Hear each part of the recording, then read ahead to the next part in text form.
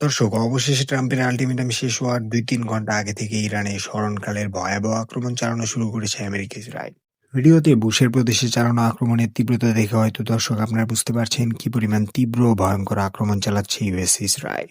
সর্বোচ্চ শক্তি নিয়ে আমেরিকা ও ইসরায়েল ইরানের সকল ধরনের বেসামরিক স্থাপনায় মারাত্মক আক্রমণ চালাচ্ছে, যা এর আগে কখনো এমনভাবে হয়নি। ওয়াল স্ট্রিট জার্নাল জানিয়েছে শুধুমাত্র খার্ক দ্বীপে ৫০টিরও অধিক জায়গায় বোমাবর্ষণ হয়েছে। আনাদোলু এজেন্সি নিশ্চিত করেছে ইতিমধ্যেই ১০টির অধিক সেতু ও রেল লাইনে আক্রমণ করেছে ইসরায়েল ও আমেরিকা। এখন পর্যন্ত ৯টি এয়ারপোর্টে একযোগে হামলা চালিয়েছে ইসরায়েল। দর্শক, ব্যাপক হতাহত ও প্রাণহানির আশঙ্কা করা হচ্ছে ইরানে এবং প্রচুর মানুষ দিক বেদিক ছুটছে হামলার তীব্রতা।